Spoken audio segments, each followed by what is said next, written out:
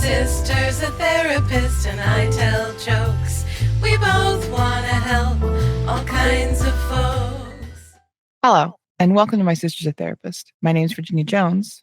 I'm not the therapist. That's my sister, LMFT, Laura Ryan. I'm Laura Ryan, but my main credit is sister to Sultan of Satire, Virginia Jones. Oh, wow. Also to the listeners, I had a listener who was confused about this. I don't know what the topic is, if it's Virginia's topic, until we drop. I haven't done any research. That's why I seem ill-informed. Yeah. And same when it's vice versa. Only one of us knows what the topic is. The other person is just ad-libbing. And why do we do it that way? Because as Laura's teaching me about a thing, you're learning about it. I think it keeps it fresh. I think it keeps it fresh. I also think based on workload, I think it makes it easier for us when only one person has to do all the work. We're both delicate geniuses, so we're basically professionals, and everybody knows it. This week, it's my topic, and I would like to talk about status. Okay, so what do you mean when you say status? First thing I think about is status symbols. I work in apparel in the fashion market to some degree. Status symbols are very visible to me.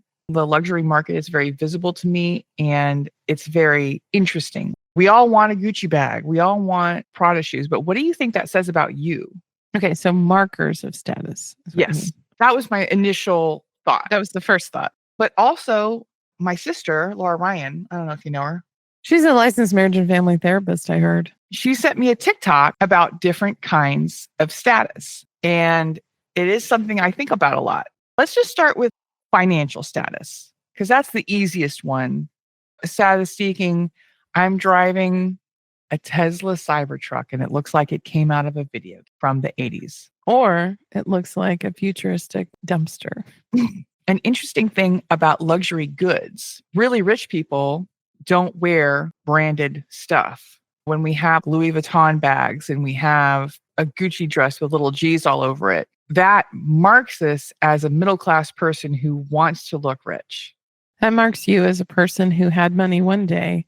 Right. And bought the one thing that you could afford. And it's also something young people do. It's something that rappers do. These are the things that you feel are broadcasting most effectively. I have made it. I think that's why rappers are doing it, because they want there to be external validation for their success. So my theory about luxury brands is that they just exist to be bought. Luxury products only exist to be bought and shown to other people. Every once in a while, the news will do a story about, are luxury sunglasses, are designer sunglasses any better for your eyes than regular sunglasses? And the answer is always no. Yeah, because they were made in the same factory as the cheap ones. They have a higher markup. They're probably made by a licensee, which means that they're paying to use the brand. The quality of them is not necessarily better. This is something that was pointed out to me on TikTok. The new thing now is to make the cheapest luxury good you can so that you can give it to influencers. When I first got on TikTok, the Gucci belt with a little interlocking G's was all the rage. Everybody had it. Everybody was talking about it. Everybody was conspicuously wearing it, but it was because it could be made cheaply. It's like a strip of leather and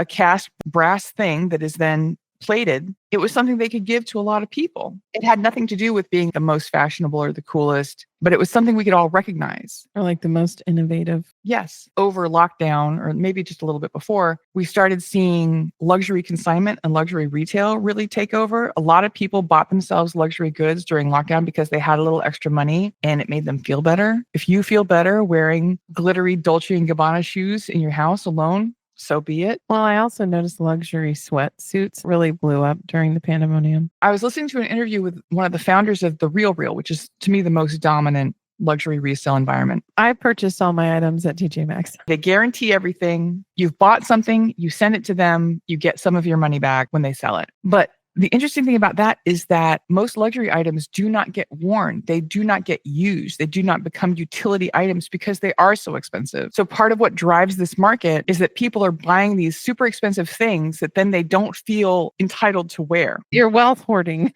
You're wealth hoarding. Also in this path, we have boats and cars and keeping up with the Joneses. Something that I learned, because I've learned a lot about luxury cars in the last several years for some unknown reason.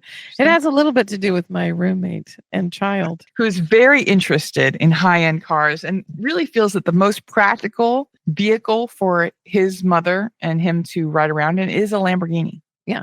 It would have to be the latest one, though. We don't want an old one. What I've noticed in a lot of these videos that I've been forced to watch is that most of the cars have 1 mile on them or 15 miles on them because they're immediately purchased and put in a giant garage somewhere and never touched or looked at again. Well, there was one car, I don't remember what it was, but a man was telling me that it was so nice. The way it was built, every time it needed an oil change, it had to be disassembled. This is just too wasteful to live. So you don't drive that car because it's $10,000 to change the oil. You're reminding me also, I used to have a client who had bipolar disorder. And when she was unmedicated, she went ham on luxury purses. She had this insane collection of luxury bags that she still kept in their duster bags, and they were on the shelf. She never touched them. I think her bag was from TJ Maxx that I saw her with every week. She had a whole bunch of super expensive ones that were never touched or used. When our paternal grandmother died, and she was a very regular middle-class woman. I mean, regular. I was going to say there's nothing regular about that woman. Being super mentally ill. Her class was... She was very middle of the road, middle class lady. Yeah.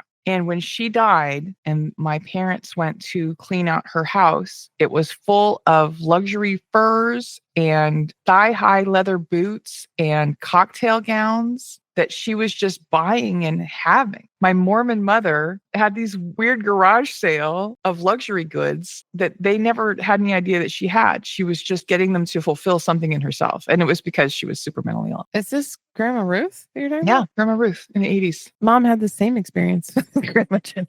Did she really? Where did she find at Grandma Jimmy's house? She had all of these clothes with all the tags on them because she was obsessed with the shopping network.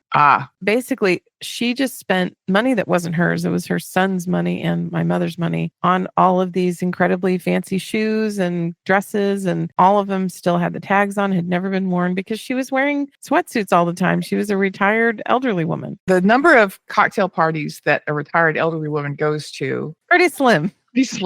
Jewelry, diamonds, being members of expensive clubs. There's a club at Walt Disney World that people get obsessed with, but also Mensa and Masonic Lodge. These are all places where you get some kind of status. It tells you who you are, and it tells, more importantly, other people who you are. Let's talk about where status comes from an evolutionary perspective. Status is one way we establish pecking order, which is a cute term that comes from a very sad thing that chickens do. Every chicken knows who the boss chicken is, and they know who the lowest ranking chicken is. And that chicken is going to get a certain amount of chicken abuse. In the past, having social status was an advantage. It would give you access to the best mates, the best resources, the best protection. And that still motivates us. People think if I have this race car, it's going to attract the hottest women to me. Because humans are social creatures, we want status because it's going to make people think better of us. We're going to have better social interactions. We're going to have more gratifying relationships, friendships. And we will likely be treated better. Yes. We want to be respected. We want to get deference from others. Once established, status can become a psychological asset, because if you really do drink your own Kool-Aid and you think these things mean something, other people are treating me like these things mean something, it does make you more confident and you can theoretically have a better life. This is giving Alfred Adler. It's got a little bit of Adler flavor, right? If anyone hasn't listened to our Adlerian psychology episode, go back and listen to it right now. I was reading an article by a guy, Josh Kaufman, talking about status. Status is no longer critical to physical survival, but our brains have developed to place a high priority on social status. And the very patriarchal idea that there's going to be one best person and a second best person. And that we live in a social hierarchy. Human beings care intensely about what other people think of them. When people say, I don't care what other people think of me, they are always lying.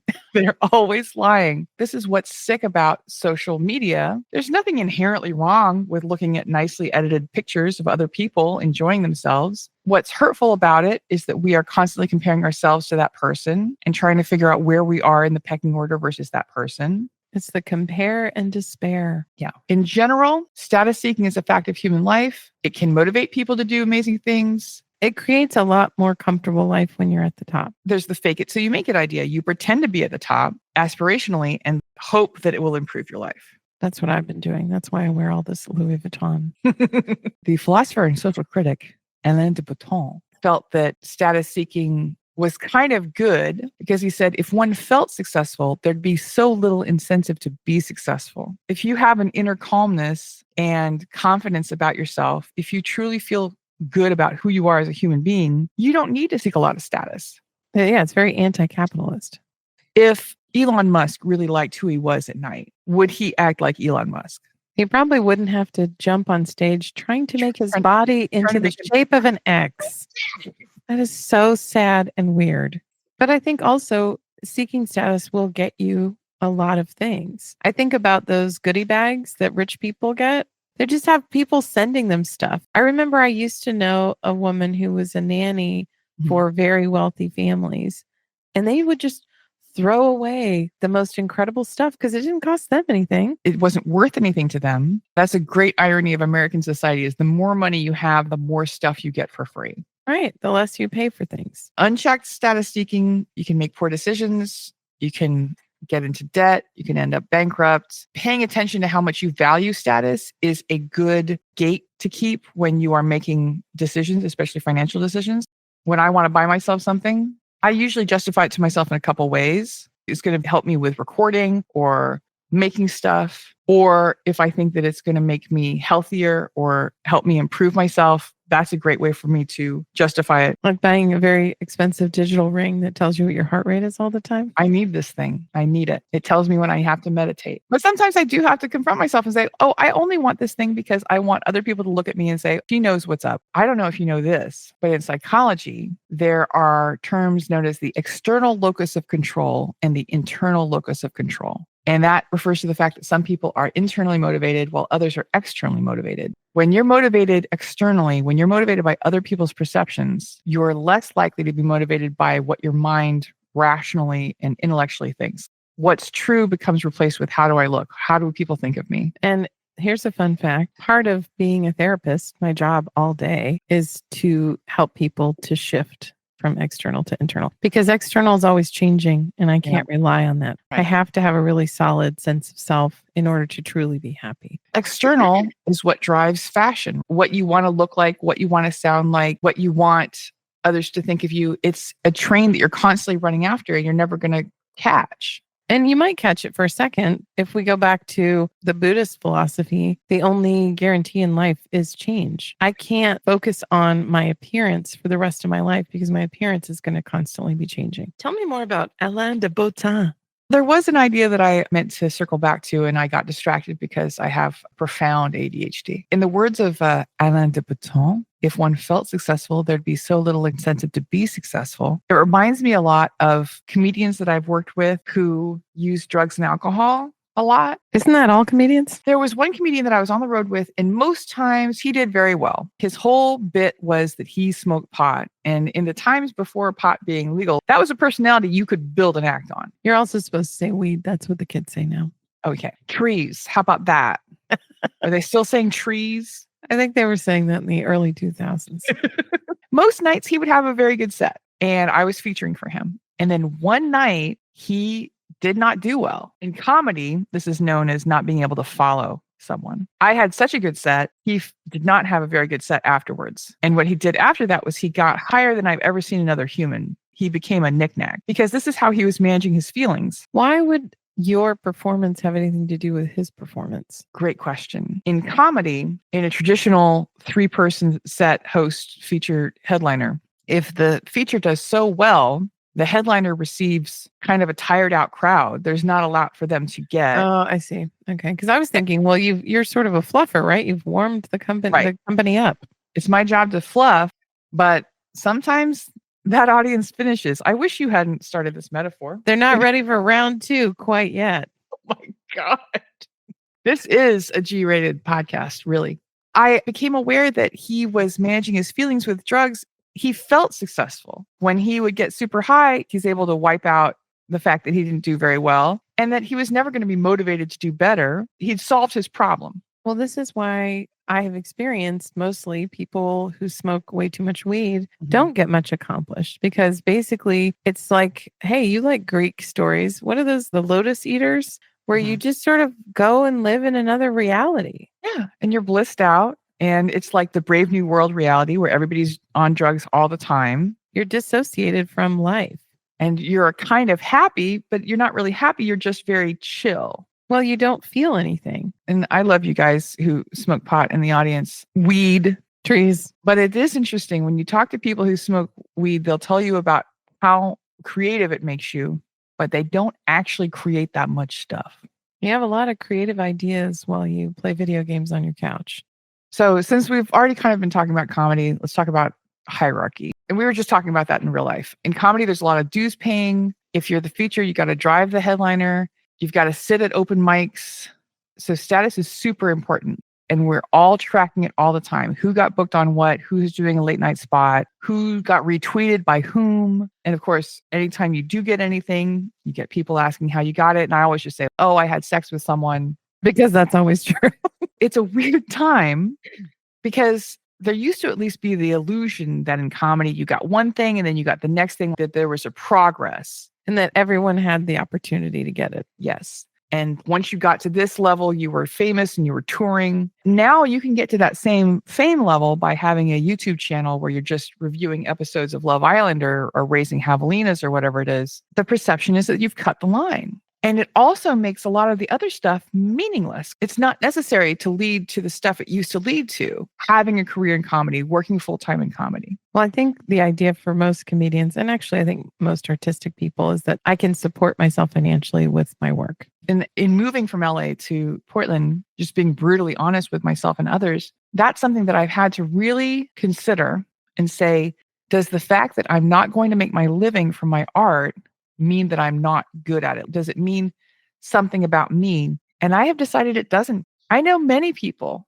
who make their full-on living doing comedy that I don't find funny ever. Even a quality project has to be promoted and has to have money behind it. The fact that I don't make a living doing comedy does not necessarily mean that I'm not good at it. It means that I have not connected to the audience that wants what I make. I think it's also 85 different things, really. I mean, there's certain expectations of when you begin and when people decide that they don't need to worry about you anymore and what your gender is and what your race is. There's just a lot of different things at play. I think a big part of it, though, is who is promoting you? Who are you rubbing elbows with? Who's giving you props? And these are all the status symbols that are important to comedians. It's weird. I've become aware that newer comedians want things from me in the way that I have wanted things from more experienced, more successful comedians. And they're things that I don't really have the capacity to give them. It's nice that you're nice to me. I have no ability to take you on tour. It's nice that you're nice to me. I have no ability to put you on a show. You could get them out to McDonald's, maybe. Sure. We've talked about chickens, but Laura, did you know that other animals have social status hierarchies? I thought you were going to say there are other animals in the chicken nuggets at McDonald's. And I was going to say, yes. Yeah. I did know that. And some of those animals are probably people. This is apropos of nothing. Did you know that McDonald's Corporation is the biggest purchasers of cow eyeballs in the world? That sounds delicious. I hope you like eyeballs in your chicken nuggets. Talking about animals before they're dead. Social status hierarchies, not just people's, it's apes, silverback gorilla, cows and bulls, fish, lions and the pride, and even ants. Natural selection produces status-seeking behavior because animals tend to have more surviving offspring when they raise their status in the social group. There is a biological reason programmed into me that I think if I get those Margiela shoes, I'm going to have more surviving offspring. I think you're correct. What are some other ways that people seek status and want to display status that aren't financial and that don't have to do with pecking order like comedy? I think there's physical. The being the thinnest woman that ever lived seems to be a social status hierarchy. The thinnest, the most beautiful, having the most hair, having the most surgery. Women do all kinds of crazy social hierarchies, having the nicest nails. As I'm getting older, I'm more and more aware of how much your skin is a part of your social hierarchy. You notice people who are lower socioeconomic status have a lot more wrinkles. They're not getting the treatments. They're not getting fillers. Yeah, they're not getting the cream with the aloe vera and the seaweed complex and the infant blood or whatever. right. I love whatever's that in there. infant blood stuff. Women have a lot of hierarchies around attractiveness, but they also, you've observed in parenthood, women trying to outmother other women and trying to get status through their kids, what their kids are doing and achieving. Well, and how they keep their homes. Last night, I spent quite a bit of time watching Martha, the documentary about Martha Stewart. It's very interesting because her whole thing is all about cues of wealth. Yeah. What she would do is she would buy the cheapest house on the most expensive street and then do it up so that it looked super, super fancy. That's what's so attractive about Martha Stewart. Oh, you can just take oranges and wrap them with a ribbon. You put cinnamon in it first. I don't Yeah, think you're just going to wrap it in ribbon. I think you need cinnamon and a and little more. cloves. Yes. Yeah, cloves and cinnamon and all the things. And she was talking about how people got so mad at her when she started selling stuff at Kmart. And she was actually supposed to go speak at a country club and they canceled it when she had the job. It damaged her brand. She said, I want women to be able to have nice things no matter what their income is. And I want to get 10% of the gross. Sure, because she was not a wealthy person initially. She was a solidly middle-class person when she was younger. And I think she just wanted everyone to have nice things and to be able to have those social cues, even if they weren't incredibly rich. Digging a little deeper, she was a middle-class, very attractive person. So she had been a model. She had been a model. So she was exposed to this other world of wealth. And she had worked as a stockbroker for a while. And she said that's where she learned how to speak casually with billionaires. Other gatekeeping and like status is around knowledge and nerdiness and collecting. And this is not exclusively male, but it is a male tendency. I'm going to prove my worth to other men, having conversations that no one else can understand, but it is intensely important to this group. Yeah, I remember when I used to be in relationships with men, I would go to parties and it was like watching a tennis match. Oh, well, did you hear that B-side? Oh, well, have you seen this comedy show? Oh, well, I saw this band live right before they all died in a car crash, so no one can ever see them again. And I was the one. Exactly. I saw the Beatles in Germany. You don't know anyone old enough to see the Beatles in Germany. Probably know somebody. I don't think they would be a friend, but I might know them. Or believe that I had seen the last concert by the band Pulp because I paid a lot of money to be on a boat. And then they stopped doing shows shortly after that. And then when they came back, I was like, well, Christ, I have to go see another show. I paid $10,000 to see them on a boat. I was supposed to get all the cred that I needed for going to the last Pulp show of all time. It's interesting because some of these organizations and societies, and it can be anything. It can be historical fencing. It can be toy collecting. Develop your status through knowledge and acquisition. The knowledge does get so specific, you almost have to educate your friends on why the thing is good. This is the white vinyl pressing with the Japanese obi on it. So that's why it's worth $500. And I spent that $500. So I now have to train my friends to understand why it has value. And if I have to do that, that means that it doesn't actually have inherent value. No, this is valuable because it's under high demand, right? Not because the thing itself has more value. It's the same thing as luxury goods. This is a very well-made pair of shoes. They're not going to last me longer than other shoes. They're nice and they have a brand on them, so they're more expensive. Speaking of knowledge as a status thing, I remember going on one date with a man because it was the first and last, but he was grilling me about British comedy and I knew all the things. He was like, well, what about this? And what about that? And what about this? I'm like, what is this? I thought this was a date. Why am I taking a quiz? He's like, well, I bet you didn't know about that. Yeah, I did, man. Don't come to me about Dylan Moran. I know all about it. Why do you care? That's what I kept thinking. Why do you care? Why is this important to you? This is how he was going to prove his value to you. Because he wanted to tell you the stuff he knew. And because you knew it, he got very annoyed. I've had this experience. I had a guy say, I've got this crazy little game. I think it'd be fun to play. Oh, yeah, what is it? And he goes, oh, it's Philanthropist. And that's an art history game that I am very good at because I know a lot of art history. And he dropped the topic immediately because he only brought it up because he wanted to dominate me Right. and prove his worth and prove that he knew stuff that I didn't. And best you in the social hierarchy. And this is, I think, a big conflict that men and women have in dating. Men want to prove their worth and prove their value. He thinks it's an audition. Right. He thinks he's on a job interview.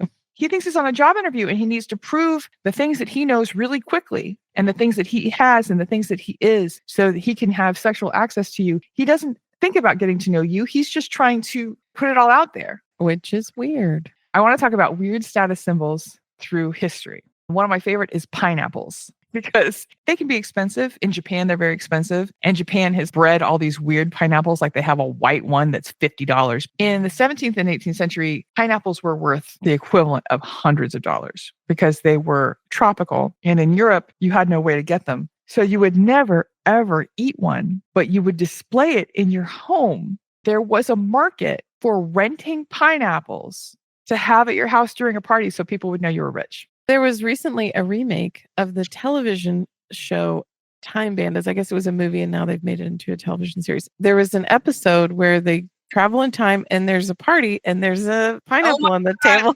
The kid doesn't understand because he lives in 2024. You can have a pineapple whenever you want. Yeah, so he just cut it up and ate it. To the horror of everyone around him. I remember my ex, who was an English person. I think we got pineapples earlier than they did in the UK. I think he was 10 years old. So this was not that long ago. And he got a pineapple for Christmas, like wrap. And oranges, they will give each other oranges because we grow oranges all over. We have pineapples in Hawaii. They're not that far. These are luxury items for some. On the topic of food, in the 16th century, sugar got to be very trendy all the way to Victorian era. The idea of the pure white wedding cake is from the 16th century because to have sugar itself was no big deal, but to have refined white sugar, which was more expensive and hard to produce, became very fashionable. And so having a white cake with white icing was very expensive. So not only the classic wedding twofer, showcasing wealth and the purity of the bride through sugar. Also through the gown, right? Because Queen Victoria made the white gown popular. No one had ever done that before because your clothes would get filthy. That's another status symbol. I am wearing white. To be able to wear white, to be able to live in the world in a white gown in the filthy, filthy Victorian era, big deal. Big marker of status that I can do that because that means people are lifting me in and out of my carriage. Like I'm a delicate, beautiful marshmallow. In Victorian England, sugar was so expensive but so popular that Victorians would blacken their teeth to pretend that you'd been eating a lot of sugar, which doesn't look that great to us. Having disgusting teeth is a status symbol. Going back further, the Krakow shoe or the poulain was a long pointed shoe in the Middle Ages, and you'll see it in paintings. The tip was anywhere from 6 to 24 inches in length. What the shoe meant, like long nails, was that the wearer was wealthy and they didn't have to work. There's no way you're going to do your job in shoes with 24-inch tips. Well, there's no way you're going to walk down a street in shoes with 24-inch tips. It's kind of a Ron DeSantis situation. Have you seen his boots? What? So he wears these weird boots with lifts in them to make him look taller, but he instead looks like a oh my God. duster. Wow. If you haven't looked up Ron DeSantis boots, you gotta. It's really something. They're like high heels. Foot is hidden in them. He looks like a court jester. That's amazing. Because that's the way he's going to display status as being very tall. That's one of the other status symbols that's not money related. Edward III of England restricted shoe length to 6 inches for commoners, 15 inches for gentlemen. And if you're nobility, your shoes could be as long as you wanted. So in ancient Greece, speaking of the nobility, the amount of purple you could wear was determined by your status. The higher your rank, the more you could wear. So that's why purple robes were a status symbol in Europe. That's why the royals still use that royal purple and everything. And why was purple so rare? Because it was from these little bugs that you had to crush. That's red. Sea snails. Okay, red is crushed bugs, guys. Purple is sea snails. Red is carmine. And so a lot of lipsticks through to the 50s had bugs in them. It wasn't until 1856 when a chemist, William Henry Perkin, found a synthetic version of purple while he was trying to cure malaria. And Prince was born.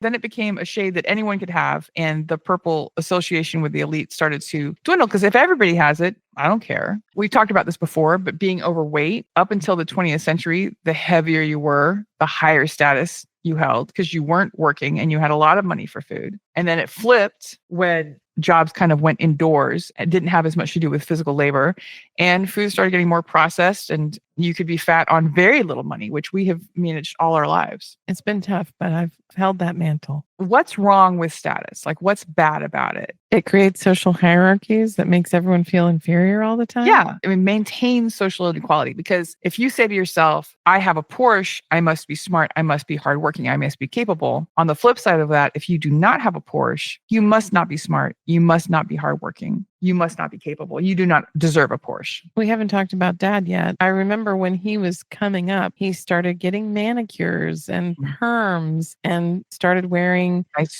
nice suits and buying fancy cars and things like that, because he was trying to show everybody his worth and value. And it was because he didn't feel good inside that he had to spend so much time and energy showing people what he was worth. And he was also married to a lady who thought status was super, super important, because his previous wife does not care. I mean, the only thing she cares about is your weight. As long as you're a weight that is acceptable, you could be wearing bundles of rags and it would be fine. If a society believes that wealth means that you are a better person, it's very easy to determine that unhoused people are not worthy of respect, that anyone who is poor is inferior. And that's not true. These are just people in different situations than you and I. Well, with different opportunities, ultimately. Yeah. When I say different, I mean no opportunities. Right. Another trap of status is you become a doctor or lawyer for the status and because your parents want to get status through your career, but then you don't enjoy doing that and you've spent a lot of money. So a lot of people in these careers can feel very trapped because they did this thing they were supposed to do, but they're not happy. So what is the point of life if you are not happy? Yeah, that's the question that I always ask. To become a doctor, it's not just money, it's time. Yes. You've given up 12 years of your life, basically. Right. And then if you find that you're miserable in your job, now what? And I know several lawyers who have become comedians, which is on paper the worst decision. And that's what I experience a lot at my job. People who have reached all of the capitalist hashtag goals, right, and they're miserable. They're looking around, you're like, well, I'm still not happy. Why am I not happy? Because this wasn't the thing that was going to make you happy. Having status does not make people happy. It makes your life easier in a lot of ways, but it's not going to create inherent happiness. Eugene Wei, who's worked in media, technology, and for consumer internet companies, wrote about social media. It's built on the idea that it offers an efficient way to accumulate social status. Likes, retweets, comments. It makes you feel good. It makes you feel higher status. Days when you've had a TikTok that was doing really well, it puts a glow around your whole day. Maybe more people will listen to the podcast. Right. You have a real specific goal with your content. And my content is more, maybe people will come see me, and sometimes they do. Days when I've woken up and had a 20,000 view video, I feel higher status. I feel prestige. But then the next day, I'm not going to have that. And then I still have to be happy. The original TikTok that you sent me, it's an interview between two men, one of whom is a successful businessman. So he tours and talks about all of his businesses all the time. And the other guy is a psychologist, I think. And the guy's saying, I thought that I stopped chasing status because I used to dress in branded clothing and let everybody know. But I've just moved it over to getting status from working all the time and from being a successful businessman. I've just moved the goalpost of what it is I'm trying to achieve. Right, but I'm still doing this external validation thing to make me feel like I have worth and value. And the sad thing is the people who we think are the most accomplished in society, it all comes from trying to fill that hole. That's why comedians aren't happy, musicians aren't happy, artists aren't happy, because we have to prove ourselves. Being a human is not enough. Being a kind person is not enough. Being loved is not enough. We need more external validation to probably an unhealthy degree. That's why when you notice people get to a certain level of success, all of them are becoming Buddhist. All of them are meditating because they're realizing, oh, wow, I thought I was going to be happy and I'm still not, even though I have the $1 million mansion, even though I have 15 Lamborghinis. And also they stop working. Oh, I never see so-and-so in movies anymore. He doesn't have to be. He realized it didn't make him happy. and he has enough money. When you're Tom Cruise and you're still super concerned with being in a blockbuster movie in your 50s, there's something wrong with you. That's mental illness. Yeah. Even Jerry Seinfeld is working on mindfulness.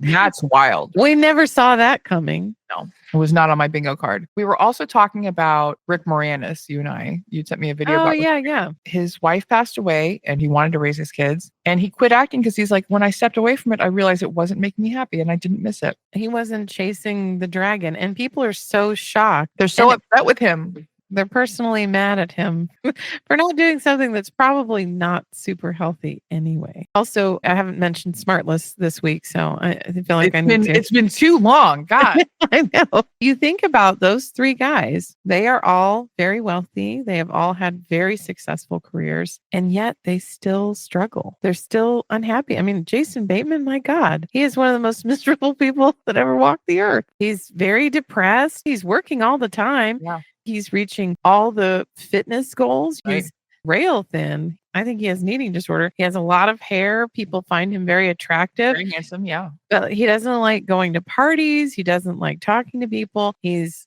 sober now. Well, he's not drinking now, but he takes weed gummies every night to go to sleep because he has so much anxiety. I think we're looking at the wrong stuff. Thinness is a real way that women display status. And you've observed a strange thing about Ozempic. Yeah, I think that Ozempic is sort of the thin woman's way of saying you're jumping the line. If you have money, you can now be thin. That didn't used to be true. Now that Ozempic is getting more affordable, almost anyone can be thin. And I think that's going to be really, really difficult for these women who have been living off of 3 almonds a day. And Lizzo has lost a lot of weight. Yeah. And has made a lot of noise in media about how it's not Ozempic, as if there's a value judgment. If there's not a value judgment on her being fat or thin. I even heard her say in an interview, I'm going to accept my body because I have no other choice. I think people in general have married the idea of thinness with morality. If I'm thin, then that means I'm morally superior. If any old chick can shoot herself in the stomach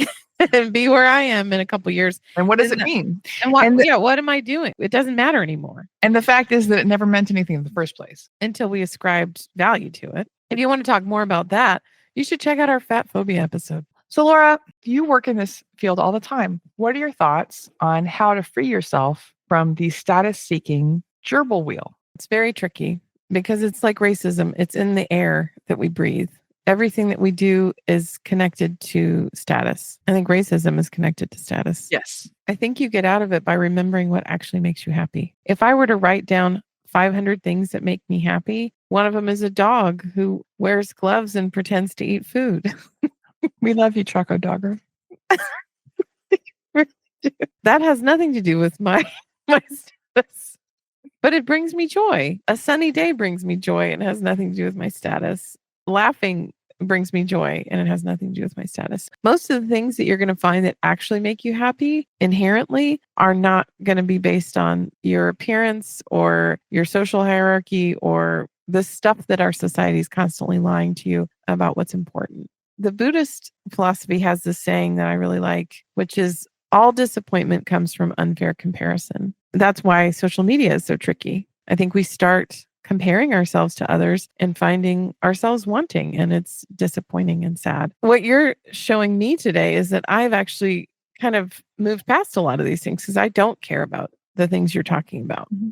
I'm happy to buy clothes on Amazon. I'm happy to look like a dork and a mom. And I guess I do think about it in some ways, but not many. I was heartbroken. I was devastated when a person who I consider a mentor was saying that we talk about wanting to be on stages and wanting to talk to more people. He was like, that's just you trying to boost your own self-esteem. And I was like, no, that's not it. But I guess I'll believe him. A little bit. My final thoughts are status is crazy. I can't believe we're still doing this dumb stuff. And I think we all need to just focus on what actually matters to you, what actually makes your life inherently better, and try to do that more. Virginia, what are your final thoughts on this topic? So I found an article, How to Free Yourself from the hamster wheel of status seeking. And it's a lot of the things that you have talked about in your therapy practice. One of them is metacognition to reflect on long-term goals. So you were just saying this, writing in a journal. What are my real motivations? What do I actually want? Are my goals aligned to my values, or do I think that other people will think more of me if I do this thing?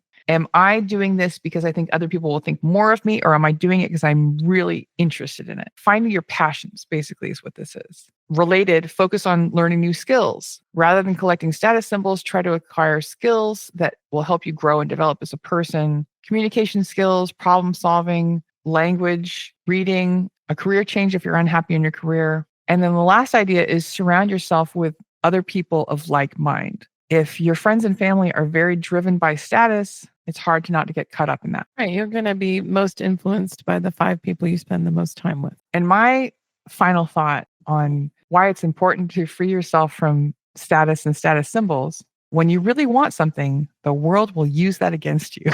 If you can achieve the Buddhist idea of living without want, that's the only way to be free. I agree. When the world convinces you that these external things are going to make you happy, that means you will forever be a slave. And you're not going to be happy. These are the people you run into all the time. I've gotten everything I wanted out of life. I've done everything everyone told me to do. And I'm not happy the way I was told I would be. I hear this 8 hours a day. It's a lot of people saying, I have achieved, I have done the things, I have run the gauntlet, and I still find myself dissatisfied or unhappy. Laura, where can people find you on the internet if they would like to? They can find me on my professional website, lauraryan.org. They can also find me on my TikTok account. I am Laura Ryan. If they want to follow the show, we have an Instagram account, My Sister's a Therapist. And if they want to check out our website, it's mysistersatherapist.com. Virginia, if anyone wants to check out your comedy shows and see what you're up to, how would they go about doing that? The best way to do that is to go directly to my website, www.badinia.com, BADINIA. I keep a calendar up there. I promote my shows on Instagram, which is at BADINIA, Badinia. I also promote myself on TikTok, which is from Badinia as well. So if you Google Badinia, it should be me. By all rights, it should be me. If you want to send us a Louis Vuitton bag, you can reach out to us at hello@mysistersatherapist.com. And we won't use it thinking this means that I'm better than other people. We're just going to enjoy it for the thing that it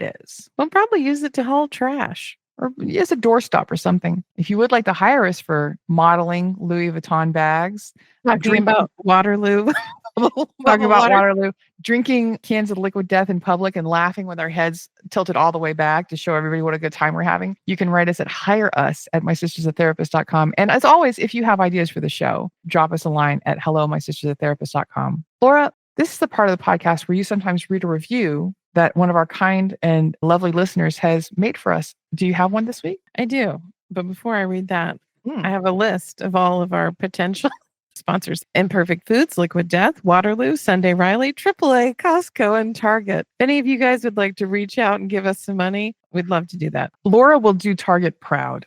I basically live in Target when I'm not recording podcasts or editing them. This Apple podcast review, 5 stars. Thank you very much. From Mimi in Paradise says, these sisters know how to dish the dirt and teach us something. This podcast is a safe space for both vulnerability and growth. With every episode, Laura and Virginia invite us to lean into our discomfort and cultivate resilience in our lives. Through Virginia's candid storytelling and Laura's clinical experience, the sisters illuminate our shared human experiences and help us to laugh as we grow and learn. I also love to hear their crazy stories about their terrible exes. Thank you, Mimi. Thank you, Mimi. We appreciate it so much. We have learned this week that 70% of our listeners are women, and that's not surprising. I understand that. Absolutely not. But what's interesting is I thought it was mostly men because that's who talks to me about listening to the podcast. Yeah, I was 50-50 in my mind. And that's merely funny. In closing, we'd like to thank all of you, and we would like to offer some words from the wisdom that is Billy Ray Valentine, Capricorn. We can make it, baby. Me and you. Bye-bye. Bye-bye.